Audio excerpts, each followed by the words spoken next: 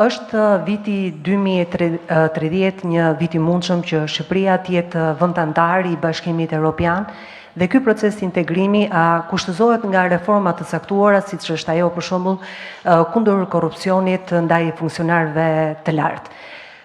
Kryeministër, ju premtoni pasaportën e Bashkimit Evropian. Në fakt integrimi I Shqipërisë në Bashkimin Evropian nuk është monopol I një partie, për aq kohë sa integrimi kërkon edhe një konsensus me forcat e tjera opozitare për të kaluar në kuvend projekt ligje apo reforma të rëndësishme.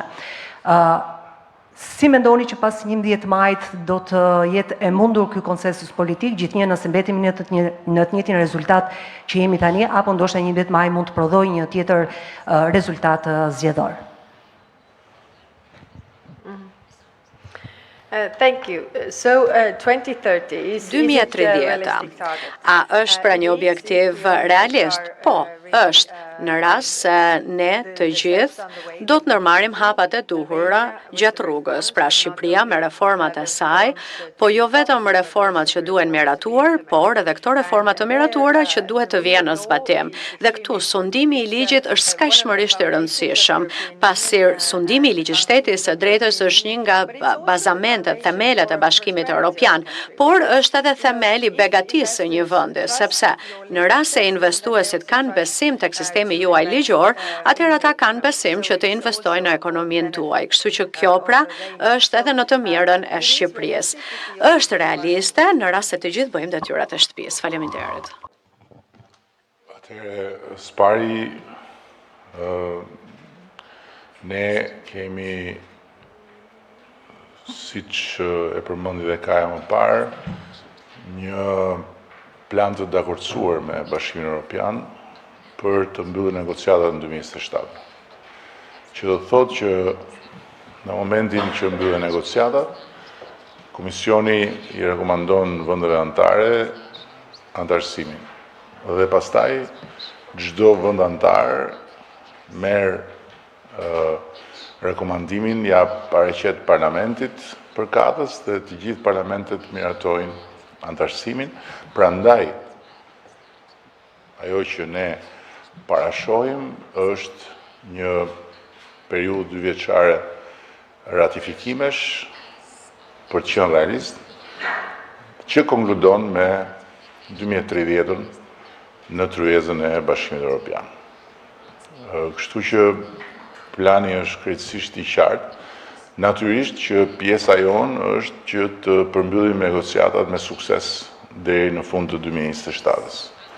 Ne jemi shumë të përgatitur për ta bërë këtë dhe po punojmë çdo ditë për këtë. Ambicia është që brenda vitit të hapim të gjithë kapitujt dhe e përsëris kur them ambicia nuk është ambicia jonë, është pjesë e planit të dakordsuar.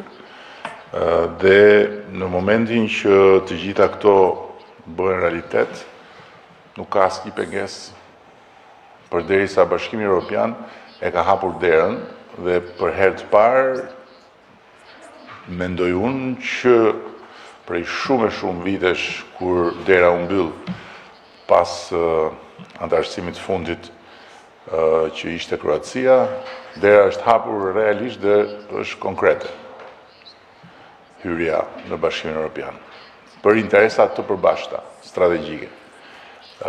Natyrisht që kjo lidhet patjetër me punën tonë dhe puna jonë nuk duhet të ndërpritet asnjë sekond. Kjo është logjika. Pasaporta e BE-s është rrjedhoi e antarësimit. Në momentin që ne antarësohemi në BE, marrim dhe pasaportën e BE-s, që do të thotë nuk është më Republika e Shqipërisë vetëm, por është edhe Bashkimi Evropian në pasaportë me të gjitha ato që rrjedhin nga qenia qytetarë të barabartë të Bashkimit Evropian. Dhe në këtë pikë unë mendoj që ne nuk na ndal askush dhe nuk do na ndal askush, pa diskutim. Unë jam I bindur që në 11 maj ne do të marrim rezultatin e nevojshëm për ta quar përpara këtë proces pa humbur asnjë minutë përsëris, sepse çdo lëkundje dhe çdo humbje kohe në kalendarin e përcaktuar deri në 2027 mund të sjellë pasoja që lidhen jo me ne, por me dinamika të tjera që mund ta mbyllin derën prapë. Kështu që ky është shpjegimi im për këtë. Përshëndetje, Fiorella Beleshja, 2CNN. Pyetja para është për zëvendës presidenten. Integrimi